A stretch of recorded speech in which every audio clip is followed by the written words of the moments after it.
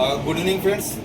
आज मैं आपसे बात करने जा रहा हूँ कि स्टार डेल्टा जो स्टार्टर होता है वो उसका किस तरह से कनेक्शन होता है, स्टार डेल्टा स्टार्टर क्यों यूज़ करते हैं, पावर और कंट्रोल के बारे में हम आपसे बात करेंगे। तो सबसे पहले हम आपसे बात करेंगे कि स्टार डेल्टा जो स्टार्टर होता है बेसिकली उसको यूज़ क्यों करते हैं। तो फ्रेंड्स, ये जो स्टार डेल्टा स्टार्टर है इसका यूज़ बेसिकली हाई स्पीड के जो ब्लोअर हैं उनके लिए यूज़ किया जाता है। तो इसमें क्या होता है कि सबसे पहले ब्लोअर हाई स्पीड का होता है, तो उसको जब हम चालू करते हैं तो उस केस में क्या होगा, वो बहुत हाई करंट लेगा, तो मोटर क्या होगी, ट्रिप हो जाएगी।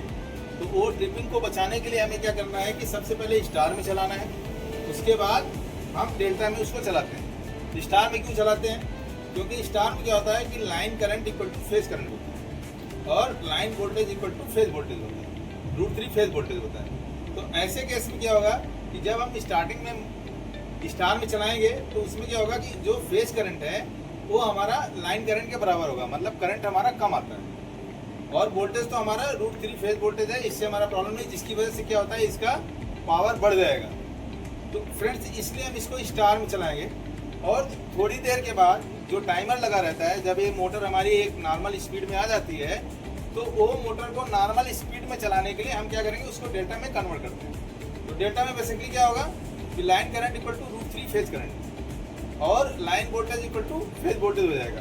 तो इस केस में क्या होता है, डेल्टा में जब चालू होता है तो उसमें क्या होता है, फेज करंट हमारा √3 टाइम्स लाइन करंट से बढ़ जाता है। तो इसलिए हम शुरू में इसको स्टार में चलाते हैं जिससे हमारा करंट कम लेता है और बाद में इसको डेल्टा में चलाते हैं क्योंकि मोटर हमारी एक नॉर्मल स्पीड में आ जाती है। इसी वजह से क्या है कि करंट भी उतना नहीं सूट हो पाता है, जिससे मोटर हमारा ट्रिप नहीं होता है। तो ये हम बताएं आपको स्टार और डेल्टा में बेसिकली मोटर चलाने से क्या होता है। अब हम यहाँ पे बात करेंगे आपसे इसके पावर सर्किट के बारे में। यहाँ पे फ्रेंड्स आप ध्यान दीजिए कि 415 वोल्ट का एसी पावर है और इसमें RYB 3 फेज है, ठीक है फ्रेंड्स। उसके बाद ये पावर क्या करेगा, यहाँ पे MCB या MPCB के थ्रू आगे हम इसको पास बनाएंगे। नॉर्मली बेटर ये होगा कि हम यहाँ पे MPCB यूज़ करें और MCB न यूज़ करें। MPCB यूज़ करने से क्या होगा फ्रेंड्स, आपका अगर किसी कारण से सिंगल फेज होता है तो ये MPCB यहाँ पे ट्रिप हो जाएगा और हमारा जो है मोटर प्रोडक्शन में बच जाएगा, ठीक है फ्रेंड्स। अगर हम MPCB जो है MCB यूज करते हैं उस केस में क्या है, ओवरलोड जो है आपका सिंगल फेज ट्रिपिंग नहीं करा पाता है, तो इससे मोटर जलने के चांसेस हैं। तो ऐसे केस में हम यहाँ पे इनिशियल में MPCB लगाएंगे। फिर क्या करेंगे फ्रेंड्स, यहाँ पे मेन कॉन्टेक्टर है और ये हमारा डेल्टा कॉन्टेक्टर है, उसके बाद स्टार कॉन्टेक्टर है। जब हम इसका पावर सर्किट यहाँ चालू करते हैं तो सबसे पहले क्या होगा कि मेन कॉन्टेक्टर और आपका स्टार कॉन्टेक्टर ये दोनों एक साथ पिकअप होंगे। ये दोनों पिकअप होगा तो क्या होगा,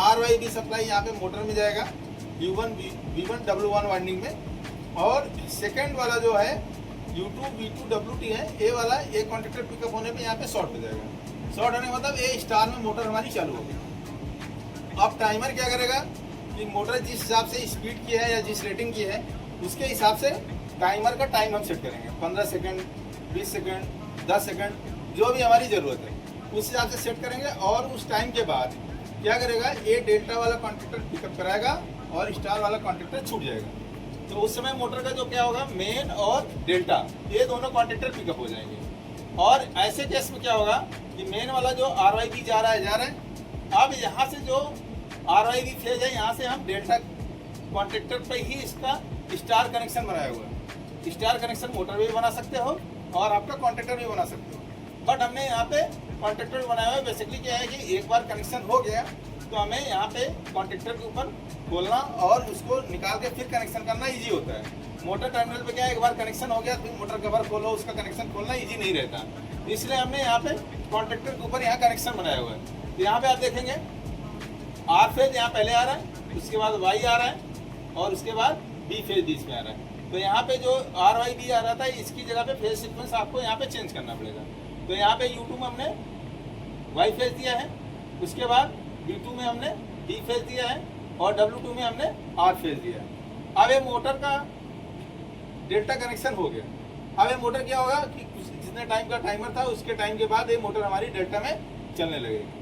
ये इस तरह से हमने पावर कनेक्शन आपका बताया हुआ है। जहाँ पे यहाँ देखिए K1 मेन कॉन्टेक्टर है, K2 डेल्टा कॉन्टेक्टर है, K3 स्टार कॉन्टेक्टर है और OLR जो है ओवरलोड रिले।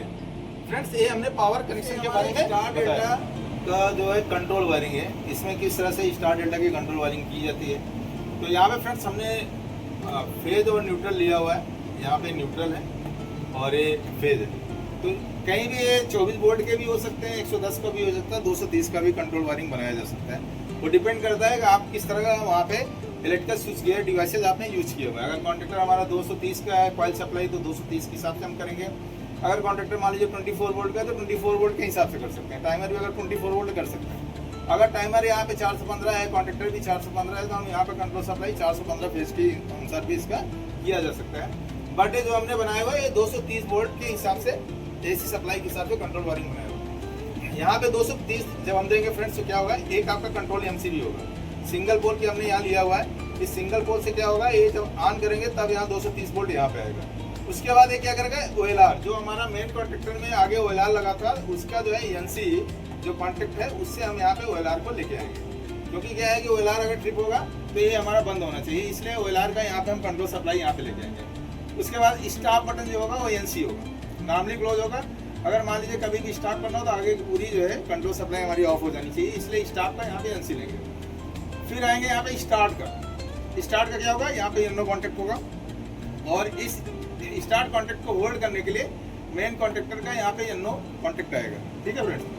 अब इसको जब यहाँ पे हम चालू करेंगे तो क्या होगा, ये जो मेन कॉन्ट्रैक्टर है K1 हमारा मेन कॉन्ट्रैक्टर है, ये कॉन्ट्रैक्टर ऑन होगा। उसके साथ में हमारा ये टाइमर है, टाइमर भी हमारा चालू हो जाएगा। इसके अंदर टाइम सेट रहता है 15 सेकंड, 20 सेकंड, 5 सेकंड, जो भी आपको करना है।